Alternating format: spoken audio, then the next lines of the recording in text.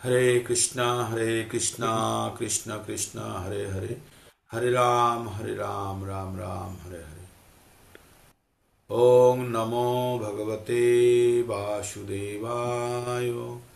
ओम नमो भगवते वासुदेवाय। ओम नमो भगवते वासुदेवाय। ॐ अज्ञानतिमिरान्धस्य ज्ञानञ्जनशलाकया चक्षुरुन्मीलितं येन तस्मै श्रीगुरुभ्ये नमः। হরে কৃষ্ণ। তো আমরা প্রতিদিনের ন্যায় আমরা ভগবদ গীতার ক্লাসে আমরা বসেছি এবং ভগবদ গীতা আমরা এখন পঠন করব, শ্রবণ করব, বিশ্লেষণ করব। তো আমরা ভগবদ গীতা কি? ভগবদ গীতা ভগবানের মুখ নিঃসৃত বাণী। কুরুক্ষেত্রের যুদ্ধক্ষেত্রে অর্জুনকে ভগবান এই জ্ঞান দিয়েছিলেন। ঠিক এই জ্ঞানের মাধ্যমে ভগবান অর্জুনকে তার বিষাদ অবস্থা থেকে বেরিয়ে আসতে সাহায্য করেছিলেন। তবে এই জ্ঞান অর্জুনকে যে মুহূর্তে দিয়েছিলেন সেটি সেই মুহূর্তের নয়, সমগ্র মানব জাতির জন্য এই জ্ঞান অত্যন্ত অত্যন্ত পুষ্ট এবং পরিপূর্ণ। তো এই জ্ঞান থেকে আমরা আমরা কি কি জানতে পারি? পাঁচটি বিষয় সম্বন্ধে জানতে পারি। পাঁচটি বিষয় কি? ঈশ্বর, জীব, প্রকৃতি, সময় এবং কর্ম। এই পাঁচটি বিষয়ের মধ্যে প্রথম চারটি বিষয় সম্পূর্ণভাবে ভগবানের দ্বারা নিয়ন্ত্রিত, অথবা আমরা এইভাবে ভাবতে পারি এই প্রথম চারটি বিষয়ের উপরে মনুষ্য জাতির কোনো কন্ট্রোল নেই, কোনো নিয়ন্ত্রণ নেই। শেষ বিষয়টি যেটি আছে সেটি হচ্ছে পঞ্চম বিষয়টি যেটি হচ্ছে সেটি হচ্ছে কর্ম। আর কর্মের উপরে আমাদের সম্পূর্ণ অধিকার আছে, যদিও কর্মের ফলের উপরে আমাদের সম্পূর্ণ অধিকার নেই। তো আমরা কি কর্ম কাকে বলে আর কর্ম কি? আমাদের জীবন ধারণের জন্য যে সমস্ত আমরা ক্রিয়াকলাপ করি সেগুলোই কর্ম। এই কর্মকে তিন ভাগে ভাগ করা হয়েছে। সকাম কর্ম, যে সমস্ত কর্ম পুণ্য উৎপন্ন করে তাকে সকাম কর্ম বলা হয়। দেন বিকর্ম, যে সমস্ত কর্ম পাপ উৎপন্ন করে তাকে বিকর্ম বলা হয়। আর অকর্ম, যে সমস্ত কর্ম পাপ বা পুণ্য উৎপন্ন করে না তাকে বলা হয় অকর্ম। এখন কথা হচ্ছে আমরা জীবন ধারণের জন্য প্রত্যেক মুহূর্তে আমরা কিছু না কিছু কার্য করি, আর এই সেই কাজ করার জন্যই আমাদের পাপ বা পুণ্য উৎপন্ন হয়। পাপ আর পুণ্য উৎপন্ন হলে ক্ষতি কি? পাপ আর পুণ্য এই দুটি হচ্ছে বন্ধনকারী। বন্ধনকারী মানে আমরা এই যে জড় জগতে আমরা এসেছি, এসে যে আমরা জন্ম মৃত্যুর আবদ্ধে আটকে আছি, এটাই হচ্ছে বন্ধনের কারণ। তো আমরা যে অবস্থাতে আছি, আমরা এই পৃথিবীতে আমরা বদ্ধ জীব হিসাবে আছি। বদ্ধ জীব মানে যারা এই মায়ার তিন গুণ দ্বারা প্রভাবিত। তিনটে গুণ কি? সত, রজ, তম। এই তিনটে গুণের অধীনে যারা থাকে তারা সবাই বদ্ধ জীব। আর এই তিনটে গুণের অতীত যারা হয়ে যায়, যারা গুণাতীত হয়ে যায়, তারা মুক্ত জীব। তো আমরা এই জড়জগতে যতদিন আমরা এই মায়ার তিনটে গুণ দ্বারা প্রভাবিত থাকব, ততদিন পর্যন্ত কিন্তু আমরা কখনোই মুক্ত হতে পারবো না। আর এই জন্ম মৃত্যুর আবর্ত চলতে থাকবে যখনই আমরা মনের মধ্যে কোনো কামনা বাসনা বহন করব এবং এবং আমরা সকাম কর্ম বা বিকর্মে বদ্ধ থাকব। তাই ভগবান বলছে যে সবসময় আমাদের যে কোনো সকাম কর্ম বা বিকর্মকেও আমরা অকর্মে পরিণত করতে পারি। তার ফরম্যাট কি? সকাম কর্মকে, সকাম কর্ম মানে পুণ্যজাত কর্মকেও আপনি অকর্মে পরিণত করতে পারেন। অকর্ম মানে ভগবানের উদ্দেশ্যে কৃতকর্ম। যখন আপনি সেই কাজের শেষে ভগবানকে জুড়ে দেবেন, অবশ্যই কাজটি বিধিসম্মত হতে হবে।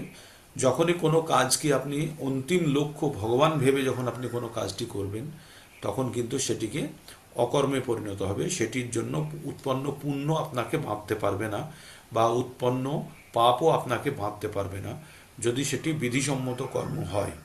ঠিক? তো তাহলে আমাদের সর্বদা আমাদের মনে রাখতে হবে যে আমরা কিন্তু এখান থেকে মুক্ত হতে চাই। আমরা এই ধরাধাম থেকে আমরা মুক্ত হতে চাই। মুক্ত হতে গেলে আপনাদের সঙ্গে আমাদের সঙ্গে সামান্যও যদি বোচকাবুচকি থাকে, যদি কোনো সামান্যও যদি ইচ্ছা আমাদের জীবনের মধ্যে রয়ে যায়, সেই ইচ্ছা পূরণের জন্য কিন্তু আমাদের পুনরায় এই ধরাধামে ফেরত আসতে হবে। আর পৃথিবীতে ফেরত আসা মানেই জন্ম মৃত্যু জরা ব্যাধি আধি আত্মিক, আধি ভৌতিক আর আধি দৈবিক, এই 7 প্রকার সমস্যার মধ্যে দিয়ে যেতে হবে। এখান থেকে ভয় পাওয়ার কিছু নেই। আমরা যখন পৃথিবীতে এই মনুষ্য শরীর পেয়ে গেছি, আমাদের প্রত্যেককে অত্যন্ত ভাগ্যবান ভাবতে হবে যে ভগবানের অসীম কৃপা বা জানি না কোনো জন্মের কোনো স্বীকৃতি আছে কিনা, যার ফলে আজকে আমরা প্রকৃত জ্ঞান পাচ্ছি, যে জ্ঞানের দ্বারা আমরা বুঝতে শিখছি যে আমাদের মনুষ্য জীবনের প্রকৃত উদ্দেশ্য কি, আমরা কে, কিভাবে আমরা বর্তমান আছি, আর আমাদের পরম করণীয় কি। এইটা যখন আমরা জেনে সেই পথে যখন অগ্রসর হব, তখন অবশ্যই আমাদেরকে আর এই কষ্টের সংসারে ফিরে আসতে হবে না। আপনাদের এই কথাগুলি প্রতিদিন শুনে শুনে হয়তো কান পেকে গেছে, তবু আমি ইচ্ছে করেই বলি যাতে এই কথাগুলি মনের মধ্যে দৃঢ়ভাবে স্থাপিত হয়। কখনো কখনো আমাদের বিশ্বাসযোগ্যতা শাস্ত্রের প্রতি কম হয়ে যায়, বা মনে হয় যে ভক্তি করে কী লাভ, এই তো ঠিকই আছি, জীবন ঠিক মতো চলছে। আপনাদের আমি বারবার উদাহরণ দিই, কোনো ব্রিজ বা কোনো উঁচু জায়গা থেকে সাইকেল যখন চালিয়ে নিচের দিকে নামেন, তখন প্যাডেল না করলেও সাইকেল ভীষণ জোরে নিচের দিকে নামতে থাকে, থাকে তো। তো তখন নিচের দিকে নামতে থাকার কারণ কি? তার মানে কখনো না কখনো আপনি কষ্ট করে এই উঁচু জায়গাটায় চড়েছিলেন, তাই এখন সাইকেল ভীষণ জোরে নিচের দিকে নামছে। এবার নামার পরে যদি আবার ওই রকম স্পিডে চলতে চান, তখন আবার কিন্তু কষ্ট করে ওই সাইকেলকে উপরে তুলতে হবে, তাই না? তো তেমনই আমরা এই জগতে যদি খুব আনন্দের মধ্যে, সুখের মধ্যে বা খুব ভালো অবস্থার মধ্যে আছি, জানবেন যে এই তো ঠিকই আছি, কি দরকার। তারা জানবেন যে তাদের সাইকেল এখন উপর থেকে ঢালে নিচের দিকে যাচ্ছে, তাই প্যাডেল না করেই তাদের জীবন খুব সুন্দরভাবে চলছে। কিন্তু একটা সময় পরে এই গতি থেমে যাবে এবং পরবর্তী জীবনে তার জীবনে আরও কষ্ট নেমে আসবে, কারণ গতি এইভাবে চলবে না। কারণ তার সঞ্চিত সব যখন শেষ হয়ে যাবে, আবার কঠোর পরিশ্রম করতে হবে। এইভাবেই আমাদের জন্ম মৃত্যুর চক্র চলে। তো বুদ্ধিমান ব্যক্তিদের কাজ হবে কি করে এই রকম চক্র থেকে বেরোনো যায়। এটা এখান থেকে বেরোনোর জন্য ভগবান বিভিন্ন উপায় দিয়েছে, বিভিন্ন। তাই ভগবত গীতার আমরা জ্ঞান থেকে আমরা যে অংশটা থেকে আমরা এই জিনিসটা জানতে পারি, সেটি সমস্ত গ্রন্থে বিস্তৃত রয়েছে। তবু কয়েকটা জায়গা উল্লেখ করি আমি। 4.9-এ যেমন ভগবান বলছে, ভগবানের দিব্য জন্ম এবং কর্ম সম্বন্ধে যদি কেউ জেনে যায়, তাহলেও তত্ত্বগতভাবে জেনে গেলেও তাকে দেহত্যাগ করার পরে আর জন্মগ্রহণ করতে হবে না। তারপরে ভগবান বলছেন 8.5-এ বলছেন যে মৃত্যুর সময় কেউ যদি ভগবানকে স্মরণ করতে পারে, তাহলেও তাকে আর পুনরায় জন্মগ্রহণ করতে হবে না। তারপরে 11-55-তে ভগবান বলছেন ভগবানের জন্য যে কাজ করে, ভগবানই যার জীবনের পরম লক্ষ্য, যে ভগবানের ভক্ত হয়েছে, যে ভগবানের যে কুসঙ্গ বর্জন করেছে, আর সে অবশ্যই ভগবানকে, সে সকলের প্রতি সমভাবাপন্ন, কোনো শত্রু নেই যার, হ্যাঁ, তো সেও ভগবানকে পাবে, তাতে কোনো সন্দেহ নেই। 9 নম্বরে বা 18 নম্বরে ভগবান বলেছেন কি, যে আমার ভক্ত হও, আমার পুজো করো, আমাকে নমস্কার করো, আমার উপাসনা করো, তুমি আমার কাছে আসবে, তাতে কোনো সন্দেহ নেই। তারপরে ভগবান আরও বলেছেন যে যারা ভগবানের এই পরম জ্ঞান বিতরণ করে তার ভক্তদের কাছে, যার তার কাছে নয়, ভক্তদের কাছে। আমরা 9 নম্বর নাম অপরাধে কি পড়েছি? শ্রদ্ধাহীন ব্যক্তিকে ভগবানের অপার মহিমা জ্ঞান প্রদান করার প্রয়োজন নেই, কারণ তাদের শ্রদ্ধা নেই। যাদের শ্রদ্ধা আছে তাদেরকেই শুধু দিতে হয়। প্রথমে একবার বললেন, শুনলে ভালো, যদি তারপরে না শুনে তাকে আর জড়াজড়ি করার প্রয়োজন নেই। বলে ঠিক আছে, যখন তার ভিতরে ঠিক আবার সময় হবে, তখন সে যদি শুনতে আসে শুনলো, না হলে তার প্রতি আর দৌড়ানোর প্রয়োজন নেই। তাই ভগবান বলছে জয়িদম পরমম গুহ্যম, যখন এই পরম জ্ঞান আমার ভক্তদেরকে যে প্রদান করে, তার থেকে প্রিয় আর কেউ নেই। সে যে আমার কাছে আসবে তাতে কোনো সন্দেহ নেই। ঠিক তো ভগবান এইভাবে, তার মধ্যে আবার একটা জায়গাতে ভগবান 67-তে বলেছে তোমরা যাকে তাকে এই জ্ঞান দিও না। যে ভগবানকে ঈর্ষা করে, যে ভগবানকে পরম ভগবান বলে মানে না, তাকেও এই জ্ঞান দেওয়া হবে। যে তপস্যা করতে পারে না, যে শুনতে চায় না, তাকেও দেওয়া হবে না। না তো ইদম তে না তো পস্কায় না অভক্তায় কদাচন না চ আশু শুশ্রবে বাচ্চম, না চ আশু শুশ্রবে বাচ্চম ইদম তে না তো পস্কায় না অভক্তায় কদাচন না চ আশু শুশ্রবে বাচ্চম। তারপরে 1 মিনিট, আমি মিস করে যাচ্ছি। ইদম তে না তো পস্কায় না অভক্তায় কদাচন না চ আশু শুশ্রবে বাচ্চং না চ মাং যো অভিসূয়তে। যে আমাকে ঈর্ষা করে, যে আমার কথা শুনতে চায় না, যে ভক্তি করতে পারে না, তাদেরকে কখনো এটা বলা প্রয়োজন নেই। একটু বললেন, তার যদি ইন্টারেস্ট থাকলে ভালো, যদি ইন্টারেস্ট না থাকলে সঙ্গে সঙ্গে, কারণ তার কথার দ্বারা আর আপনি প্রভাবিত হওয়ার প্রয়োজন নেই। তাকে আপনি ভাববেন না যে আমি একে পাল্টেই ছাড়বো, পারবেন না। এই শারীরিক পরিবর্তন মানুষের করা যায়, দুঘা মাত দিলে অমুক করলে তমুক করলে, এগুলো শারীরিক পরিবর্তন হয়, কিন্তু আধ্যাত্মকে তা সম্পূর্ণভাবে আত্মার, এটা আত্মার থেকে আসছে। তাই এই আধ্যাত্মিকতার পরিবর্তন আপনি যতই যাই করেন, তাকে সোনার সিংহাসন দিয়ে দিন, রাজমহল বানিয়ে দিন, তাকে মার্সিডিজ গাড়ি দিয়ে দিন, ভক্তি যদি না থাকে কোনো অবস্থাতেই কারোর মধ্যে আপনি এর উদয় করাতে পারবেন না। ভক্তি সকলের মধ্যে আছে, কিন্তু তার ভিতরে এই ভক্তির উপরে একটা বিশাল লেয়ার চাপানো আছে, ইচ্ছার অনিচ্ছার ভোগ বিলাসের। এই ইচ্ছার অনিচ্ছার ভোগ বিলাসের যখন আস্তরণ পাতলা যতক্ষণ না হবে ততক্ষণ আপনি এটাকে সরাতে পারবেন না, তাই ভক্তি চাপায় পড়ে থাকবে। তাই আমরা তাহলে কি জানলাম, যে আমরা 5টা শ্লোকের মাধ্যমে জানার চেষ্টা করেছি যে আমাদের ভগবত প্রাপ্তি কেন প্রয়োজন। কারণ আমরা যে জড়জগতে আছি, এই জগতের নাম হচ্ছে দুঃখালয়ম অশাশ্বতম। যারা কোনোদিন দুঃখ পাননি, আমি আশা করি আপনারা যেন আর দুঃখ না পান। কিন্তু দুঃখের কথা হলো, এই পৃথিবীর নাম হচ্ছে দুঃখালয়ম অশাশ্বতম। এমন একটি সময় একটি বাচ্চা সারা বছর স্কুলে গিয়ে আনন্দ করে, ফুর্তি করে, সে ভাবলো যে স্কুলে বুঝি এরকম আনন্দ ফুর্তি হয়, কিন্তু পরীক্ষা যখন রেজাল্ট বেরোয় তখন তার সমস্ত আনন্দ ফুর্তি নিমেষে শেষ হয়ে যায়। তাই আমরা কখনো যদি আমরা খুব আনন্দের মধ্যে আছি, খুব মজার মধ্যে আছি, ভাববেন না যে এইভাবে জীবন চলবে। আর যারা দুঃখ কষ্টের মধ্যে আছেন তারা জানবেন ভগবান আপনাকে মনে করিয়ে দিচ্ছে এইরকম দুঃখ কষ্ট আরও আসতে চাইবে। আর যাদের কাছে দুঃখ কষ্ট বেশি আছে তারা ভাববেন ভগবান আপনাদের পুরো বেশি কৃপা করেছে। অ্যাটলিস্ট যারা ভগবত ভক্তিতে এসে গেছে তাদের যদি কষ্ট হয়, তাহলে জানবেন ভগবান আপনাদেরকে কৃপা করছে এবং মনে করিয়ে দিচ্ছে ভক্তিটা আরও ভালোভাবে করো, নাহলে আরও বড় বিপদ আছে। আর যাদেরকে ভগবান দয়া করে না, যাদেরকে খেলাতে চাই, তাদেরকে ভগবান তাদেরকে আরও সুযোগ সুবিধা দিচ্ছে। কিসের জন্য? যে তোরা আরও ফাঁস, আরও এতে বাঁধা পড়, তারপরে আমি তোকে পরে দেখব, তাই না? তো এইভাবেই প্রত্যেকটা ব্যক্তি এই জড়জগতে আটকে পড়ে আছে। তো যারা মুক্ত পুরুষ, এই মুক্ত পুরুষ মুক্ত হতে গেলে আমাদেরকে গুণাতীত অবস্থায় যেতে হবে। আর গুণাতীতের জন্য কি করতে হবে? আমাদেরকে ভগবত ভক্তির নিয়মগুলো পালন করতে হবে। আমরা ভগবত ভক্তি যোগের লাস্ট অধ্যায়ে পৌঁছে গেছি। লাস্ট অধ্যায়ে অর্জুন ভগবানকে বিরাট রূপ দর্শনের পরে অর্জুনকে শেষে কি বললেন? ভগবান বললেন যে মত কর্মকিত মত পরম মদ ভক্ত সঙ্গ বর্জিত নিরাবৈর সর্বভূতেষু যশ মামেতি পাণ্ডব। তো ভগবান বললেন যে তুমি আমার জন্য কাজ করো, আমার ভক্ত হও, আমাকে জীবনের পরম লক্ষ্য জেনে তুমি সকলের প্রতি সমভাবা সম্পন্ন হয়ে তুমি যে আমাতে সম্পন্ন হয়ে তুমি যদি ভক্তি করো, তুমি যে আমাতে আসবে তাতে কোনো সন্দেহ নেই। ঠিক? তো এই কথা বলার পরে তার আগে কি দেখিয়েছে ভগবান অর্জুনকে তার আগে বিরাট রূপ দেখিয়েছে। হ্যাঁ, তো বিরাট রূপ দেখানোতে অর্জুনের কি মনের মধ্যে বা সন্দেহ তৈরি হয়েছে, কোনটা ভালো, ভগবানের সাকার রূপ ভালো না নিরাকার রূপ ভালো? তাই অর্জুন ভগবানকে জিজ্ঞেস করেছিল যে ভগবান আপনি আমাকে বলুন যে আমি কোন রূপটা আপনার শ্রেষ্ঠ, সাকার না নিরাকার রূপ? তো ভগবান বলেছিল যে আমার সবিশেষ রূপটাই ভালো, সবিশেষ মানে সাকার রূপটাই ভালো। তো আমি শ্লোকগুলো একদম আমরা কতদূর পর্যন্ত পড়েছি? 12 পর্যন্ত পড়ে ফেলেছি। হ্যাঁ, আমি আজকে একদম ব্যাখ্যা না করে সোজা শ্লোকগুলো পড়বো আর অর্থ পড়তে পড়তে চলে যাব, আপনারা শ্রবণ করুন। অর্জুন উবাচ এবং সতত যুক্তায় ভক্তস্তাং পর্যপাসতে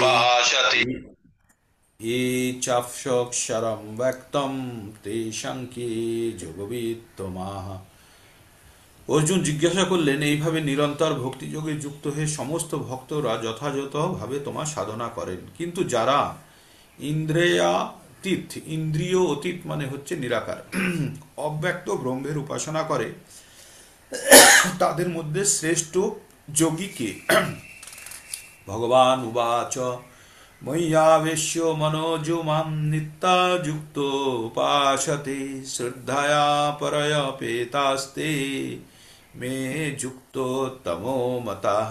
ভগবান বললেন, যারা তাদের মনকে আমার সবিশেষ রূপে নিবিষ্ট করে অপ্রাকৃত শ্রদ্ধা সহকারে নিরন্তর আমার সেবা করেন, উপাসনা করেন, আর তারাই আমার মতে শ্রেষ্ঠ যোগী। তার মানে ভগবানের সবিশেষ রূপে যারা পুজো করে তারাই শ্রেষ্ঠ যোগী।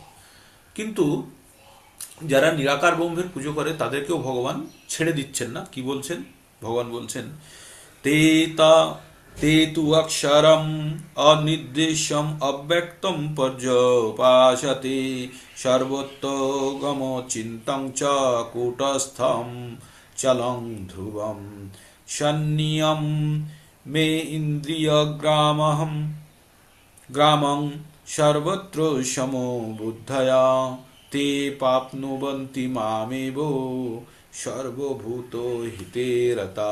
ভগবান বললেন, যারা ইন্দ্রিয় সংযম করে, যারা সকলের প্রতি সমভাবা সম্পন্ন এবং সর্বভূতের কল্যাণে রত হয়ে আমার অক্ষর, অনির্বচনীয়, অব্যক্ত, সর্বব্যাপী, অচিন্ত, পরিবর্তনশীল, অচল, ধ্রুব এবং নির্বিশেষ স্বরূপের উপাসনা করেন, তারা অবশেষে আমাকে প্রাপ্ত হন, তারাও ভগবানকে পেয়ে যায়। তারপরে ভগবান কি বললেন? যারা নিরাকার ব্রহ্মের পুজো করে তাদের কি হয়? তাই ভগবান বলছে, ক্লেশ অধিকতরস্তে শ্যাম অব্যক্ত আসক্ত চেত শ্যাম অব্যক্ত হি গতির দুঃখম দেহ বুদ্ধির বাপ্যতে। যাদের মন ভগবানের অব্যক্ত নির্বিশেষ রূপের প্রতি আসক্ত, তাদের ক্লেশ অধিকতর হয়। অব্যক্তের উপাসনার ফলে দেহধারী জীবেদের কেবল দুঃখই লাভ হয়।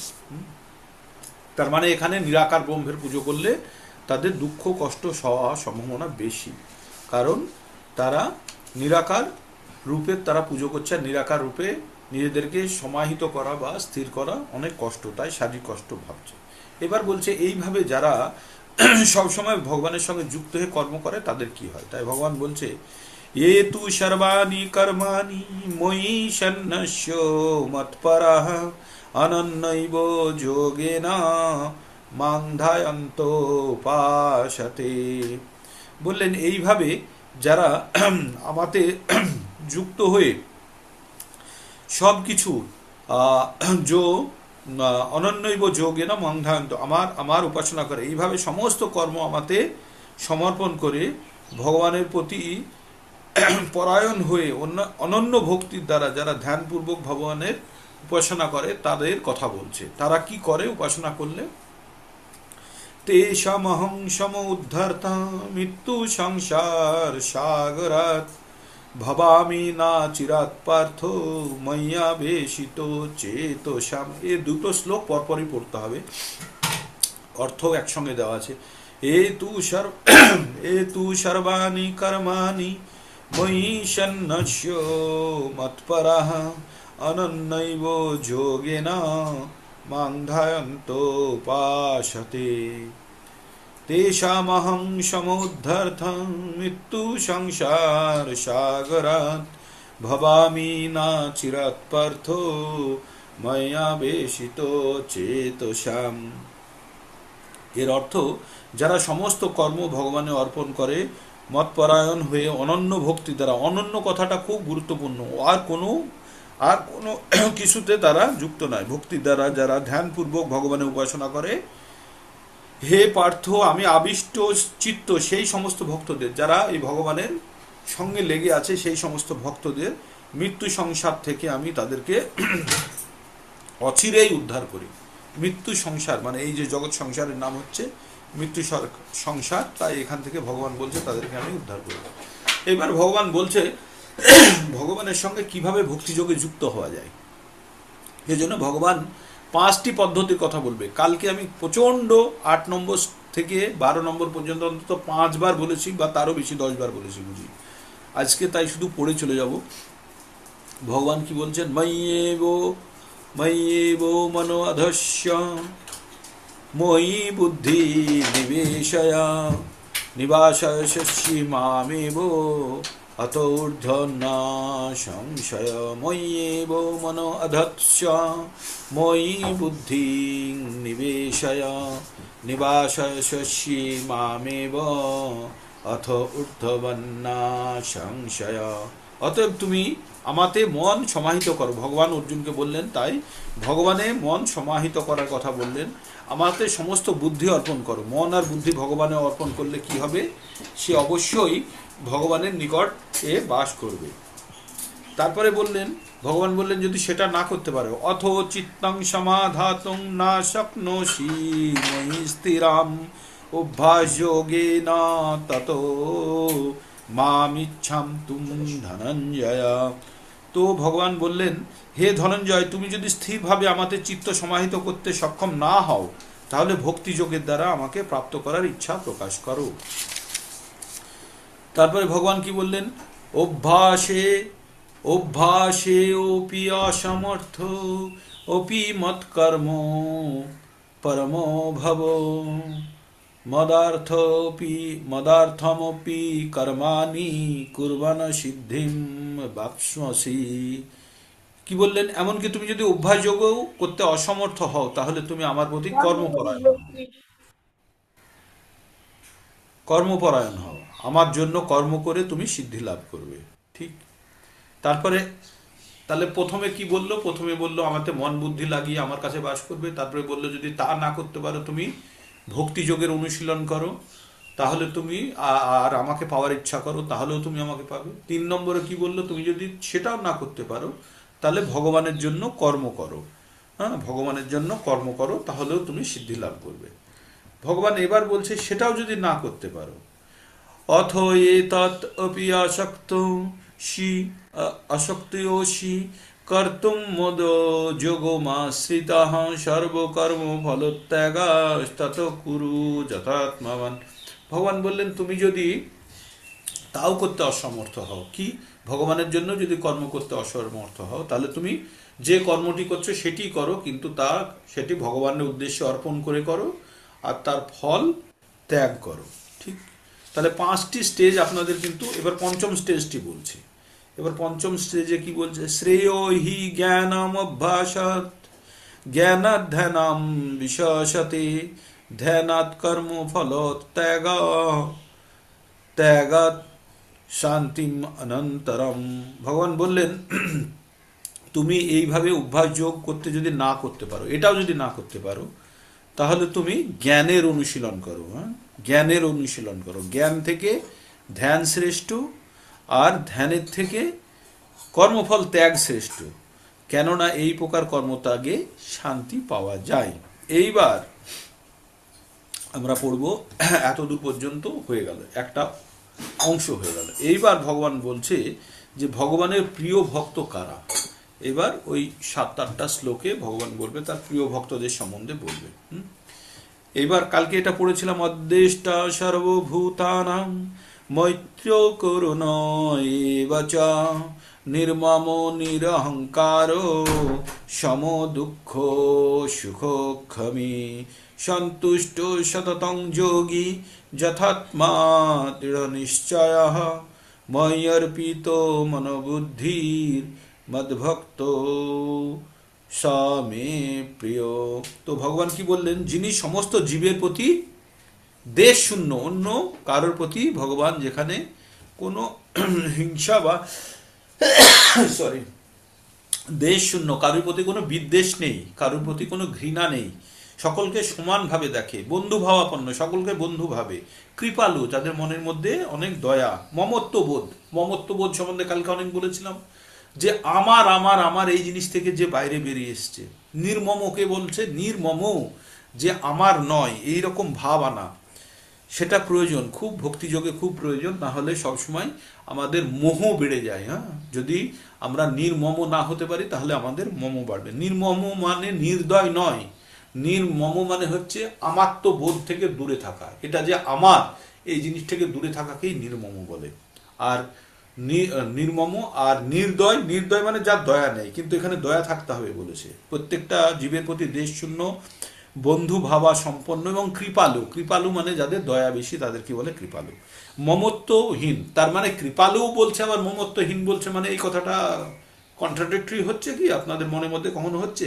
দয়া থাকবে, কিন্তু আমার আমার ভাব থাকবে না, এই জায়গা থেকে বেরোতে হবে। তার মানে প্রত্যেকের প্রতি দয়া দেখাতে হবে। নীল অহংকার, তৃণাদপি সুনিচেন তরুরপি সহিষ্ণু না অমানেন মানেদেনা কীর্তনিয়া সদাহরি। তার মানে যেন তার মনের মধ্যে কোনো রকমের অহংকার না থাকে। অহংকার যদি শেষ না করতে পারা যায়, ভগবত ভক্তি হবে না।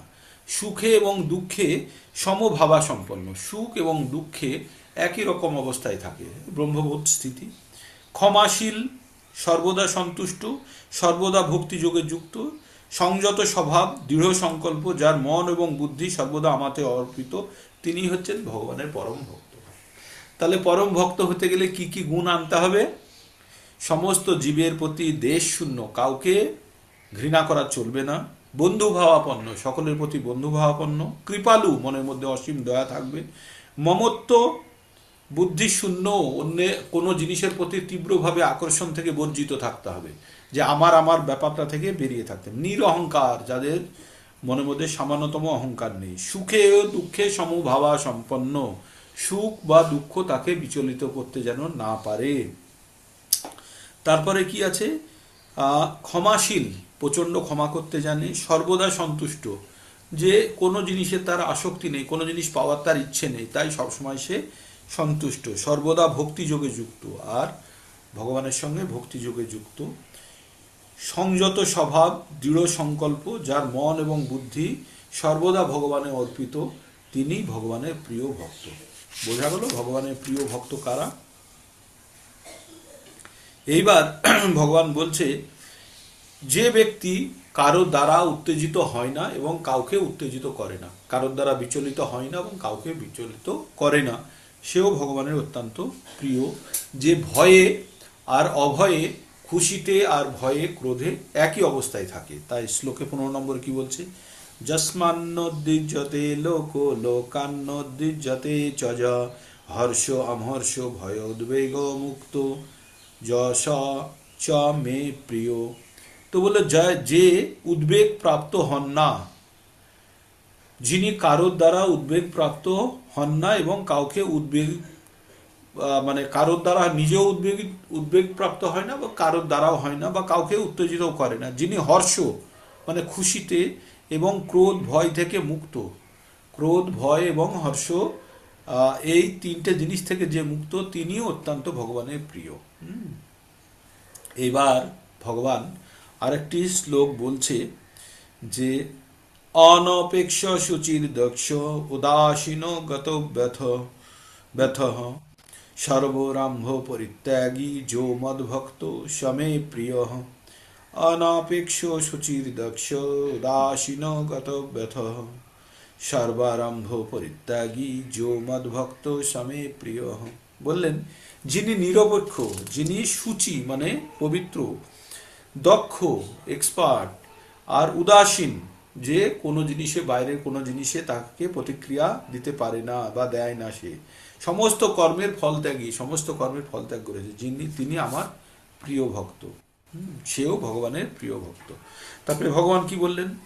যো না হৃষ্যতি না দেষ্টি না শোচতি না কাঙ্ক্ষতি শুভাশুভ পরিত্যাগী ভক্তিমান যশ মে প্রিয়। তো বলছে, সে ভক্ত আমার প্রিয়, যে তার প্রিয় জিনিস, কোনো জিনিস প্রিয় জিনিস পেলে সে হৃষ্ট হয় না বা সন্তুষ্ট হয়, প্রিয় জিনিস প্রাপ্তিতে হৃষ্ট হয় না, অত্যন্ত খুশি হয় না, বা অপ্রিয় বস্তুর প্রাপ্তিতে দ্বেষ করেন না।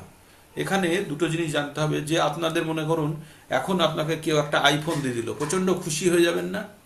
আবার মনে করুন আপনার একটা ভালো ফোন আছে, কেউ কেড়ে নিল, তাহলে প্রচণ্ড দুঃখী হয়ে যাবেন না? তো এই দুটো অবস্থায় বলছে প্রিয় বস্তুর প্রাপ্তিতে হৃষ্ট হওয়া মানে খুশি হওয়া, যে জিনিসটা আপনি চাইছেন সেই জিনিসটা পেয়ে আপনি যদি খুশি হন, বা যে জিনিসটা আপনি চান না, আপনার ফোনটা হারাতে চান না, সেই অবস্থাতেও আপনি যদি দুঃখ পান, তো এই দুটো জায়গা থেকে যে বেরিয়ে এসছে, বলছে প্রিয় বস্তুর প্রাপ্তিতেও সে হৃষ্ট হয় না, অপ্রিয় বস্তুর প্রাপ্তিতেও সে দ্বেষ করে না।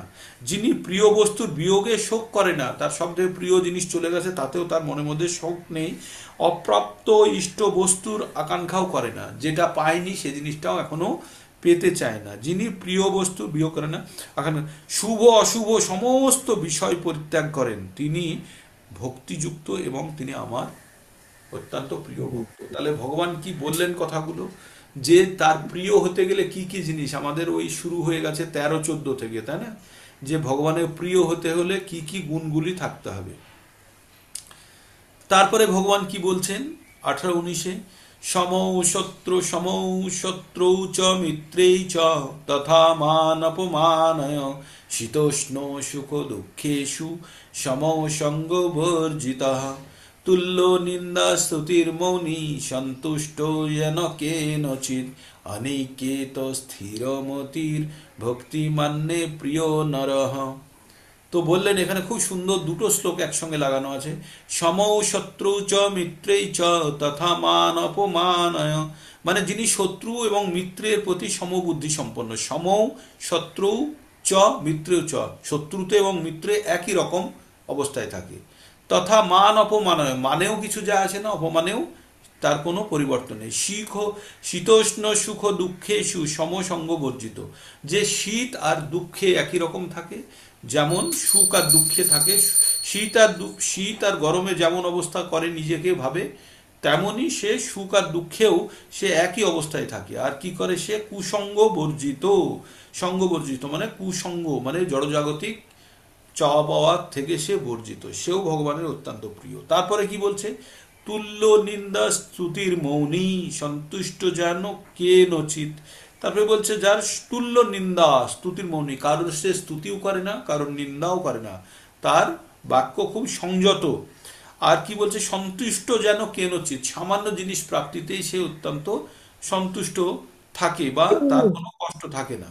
অনিকেত, যে মহুয়া মাতাদির ছেলের নাম অনিকেত, যে গৃহত্যাগী, হ্যাঁ, গৃহে যার আকর্ষণ কম।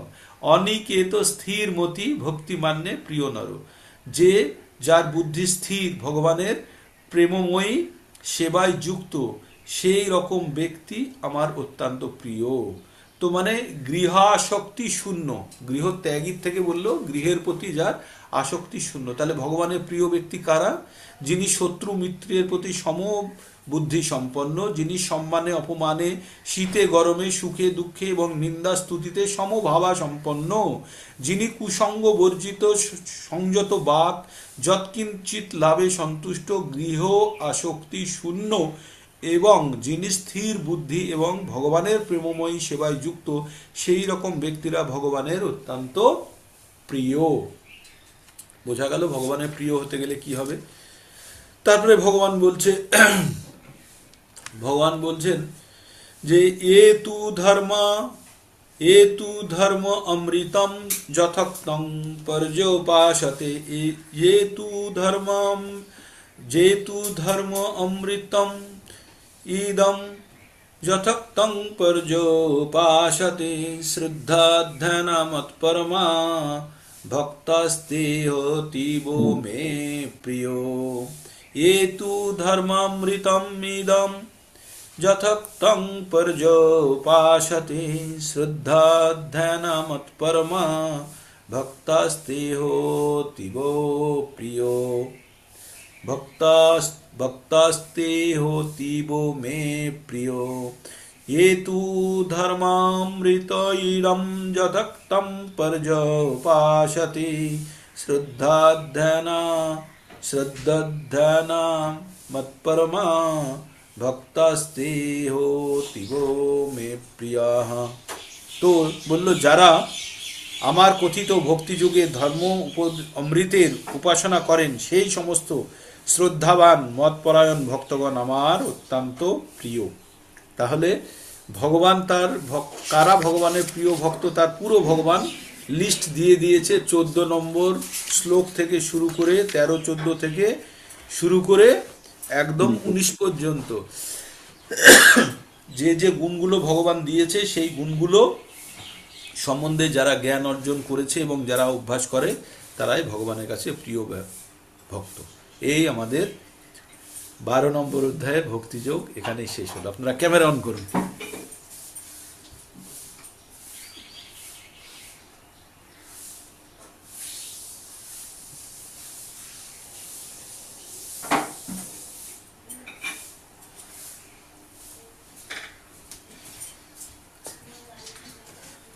তো 12 নম্বরে আমরা কি জানলাম? 12 নম্বর থেকে আমরা জানলাম, প্রথম থেকে 2 মিনিট সময়ের মধ্যে বলে নেব। প্রথম থেকে 12 নম্বরে আমরা কি জানলাম? 12 নম্বরে অর্জুন প্রথমে জিজ্ঞেস করলো কারা ভালো যোগী। তারপরে বলল যারা সাকার নিরাকার রূপ, যারা ভগবানের যারা চেষ্টা করে ভগবানের সঙ্গে যুক্ত হওয়ার জন্য, সাকার নিরাকার কোনটা ভালো, কোনটাতে কষ্ট বেশি, আর এইভাবে ভগবানের সঙ্গে যুক্ত হয়ে যারা থাকে তাদের ভগবান কিভাবে মৃত্যু সংসার থেকে উদ্ধার করে।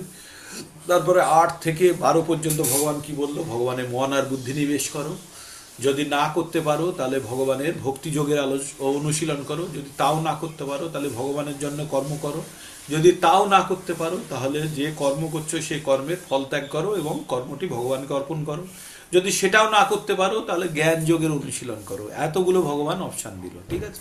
জ্ঞান যোগের অনুশীলন করো। তারপরে ভগবান এবার বললেন তার প্রিয় ভক্ত কারা। এবার প্রিয় ভক্তের জন্য 13 নম্বর থেকে একদম আপনাদেরকে 19 নম্বর পর্যন্ত বলেছে কারা, যারা প্রতি দেশ শূন্য, বন্ধুভাবাপন্ন, কৃপালু, মমত্ব বুদ্ধি, নিরহংকার, সুখে দুঃখে সমভাবা সম্পন্ন, ক্ষমাশীল, সর্বদা সন্তুষ্ট, সর্বদা ভক্তি যুগে যুক্ত, সতত সংযত স্বভাব, দৃঢ় সংকল্প, যার মন এবং বুদ্ধি সর্বদা ভগবানে অর্পিত, সে ভগবানের অত্যন্ত প্রিয় ভক্ত। যে অন্য কারের দ্বারা বিচলিত হয় না বা উদ্বেগ প্রাপ্ত হয় না, বা কাউকেও ও উদ্বেগ প্রাপ্ত হতে ও কাউকেও জোর করে না, যিনি হর্ষ এবং অহর্ষ, যিনি খুশিতে ক্রোধ ভয় উদ্বেগ থেকে মুক্ত, তিনি ভগবানের অত্যন্ত প্রিয়। আর কি বলছে? যিনি নিরপেক্ষ, সূচি, দক্ষ, উদাসীন, উদ্বেগ শূন্য এবং সমস্ত কর্মের ফল ত্যাগী, তিনি ভগবানের প্রিয় ভক্ত। যে প্রিয় বস্তুর প্রাপ্তিতে হৃষ্ট হন না, অপ্রিয় বস্তুর প্রাপ্তিতেও দেশ করেন না, যিনি প্রিয় বস্তুর বিয়োগে শোক করেন না, অপ্রাপ্ত ইষ্ট বস্তুর আকাঙ্ক্ষা করেন না, যিনি শুভ অশুভ সমস্ত বিষয় পরিত্যাগ করেন এবং যিনি ভক্তিযুক্ত, তিনিও ভগবানের প্রিয় ভক্ত। তারপরে শেষে কি বললেন ভগবান? যে শত্রু মিত্রের প্রতি সমভাবা সম্পন্ন, যিনি সম্মানে অপমানে, শীতে গরমে, সুখে দুঃখে, নিন্দা স্তুতিতে সমভাবা সম্পন্ন, যিনি কুসঙ্গ বর্জিত, সংযত বাক, যৎকিঞ্চিত লাভে সন্তুষ্ট, গৃহা শক্তি শূন্য এবং যিনি স্থির বুদ্ধি এবং ভগবানের প্রেমময়ী সেবায় যুক্ত, তিনি ভগবানের অত্যন্ত প্রিয়। এবার বললেন যারা এই ভগবানের দ্বারা কথিত এই সমস্ত গুণগুলি ভক্তিযোগের ধর্ম অমৃতের উপাসনা করেন, তিনি গুণ নিয়ে যে করেন, তিনি ভগবানের পরম ভক্ত এবং অত্যন্ত পরম পাত্র। ঠিক এই ছিল আমাদের 12 নম্বর অধ্যায়ের ভক্তিযোগের অনুষ্ঠান। ভক্তিযোগ আমাদের এখানেই শেষ হয়ে গেল, কিন্তু ভক্তিযোগ আমাদের এখানেই শেষ হয়ে গেল। খুব সুন্দর অধ্যায়, মানে আপনারা, আমি অধ্যায়টাকে এতবার আপনাদেরকে বলেছি, বারবার অংশ অংশ করে বলেছি, আপনাদের মুখস্থ হয়ে যাওয়া উচিত শুনে শুনে, তাই না? তো কারো কোনো প্রশ্ন থাকলে বলতে পারেন, সংখ্যা অত্যন্ত কম, ঠিক আছে? বলুন। ঠিক আছে। হরে কৃষ্ণ। হরে কৃষ্ণ। প্রভুজি কালকের রেকর্ডিং দেননি? কালকে রেকর্ডিং যায়নি? না, আমার বান্ধবী শুনতে গিয়ে পেল না। ও, আমার চ্যানেলটা একবার সাবস্ক্রাইব করতে বলবেন তো, লোডিং আছে আপনাদের গ্রুপে, হয়তো আমি দিতে ভুলে গেছি। হ্যাঁ, কিন্তু আমি তো কালকে দিয়েছিলাম মনে হলো। চ্যানেলটা সাবস্ক্রাইব করা থাকলে তো অ্যালার্ম চলে যেত। এনিওয়ে, আমি তো কালকে দিয়েছিলাম মনে হলো, দিইনি কালকে, ভুল করেছি। কালকে অন্য একটা কালকে কালকে 84 নম্বরটা তো দিয়েছিলাম। হুম। লক্ষ্মী রানী গিরি তো পেল না। না কালকে 84 নম্বরটা, কালকে 6টা 19-এ যেটা দিয়েছিলাম। না প্রভু, না আপনি প্রভুজি, কাল গ্রুপে নেই। ইউটিউব চ্যানেলে দিয়েছেন প্রভু। অন্য কিছু এসছে, অন্য কিছু এসছে? আচ্ছা, ঠিক আছে। হ্যাঁ, কিন্তু আমি 6টা 19 মিনিটে যেটা দিয়েছিলাম, আমি তো এখানে গ্রুপে শেয়ার করেছি 6টা 19 মিনিটে। অন্য আপনারা কিছু শেয়ার করুন, অন্য আচ্ছা, কিছু ঠিক শেয়ার আছে, আমি করেছেন দেখে নেবো প্রভু। কোনটা দেওয়া হয়নি, সেটা আমি লিঙ্ক দিয়ে দেবো। ঠিক আছে। তো এইভাবে আমাদের 12 নম্বর অধ্যায় শেষ হয়ে গেল, 18 নম্বরেও শেষ হয়ে যাবে। কিন্তু আপনাদের শিক্ষাটা, আপনাদের মানে লার্নিংটা হচ্ছে কিনা সেটা গুরুত্বপূর্ণ, সেটা আমার খুব জানা প্রয়োজন, যে আপনারা সত্যি কি বুঝতে পারছেন না পাচ্ছেন না। যদি বোঝা না যায় তাহলে কিন্তু আবার আমাকে পদ্ধতি চেঞ্জ করতে হবে, আর যদি বুঝতে পারেন তাহলে ঠিক রাস্তায় যাচ্ছি আমরা, তাই না? কারো কিছু প্রশ্ন আছে? যদি থাকে তাহলে বলবেন, না হলে এখানেই আমরা শেষ করি আজকে। হরে কৃষ্ণ কৃষ্ণ কৃষ্ণ হরে হরে। কৃষ্ণ আর আমি কাল থেকে আপনাদের আজকে নাম পাবলিশ করে দেবো, কারা কোন প্রোগ্রামের কোন অংশটা করবে না। মোটামুটি 2-3 দিন আপনাদেরকে এইভাবে চালাতে হবে। তারপরে আমি মনমোহন প্রভু আবার কানেক্ট হয়ে গিয়ে আবার সামলে নেব। আমরা একটু দক্ষিণ ভারত ঘুরে আসি। ঠিক আছে, হরে কৃষ্ণ। হরে কৃষ্ণ।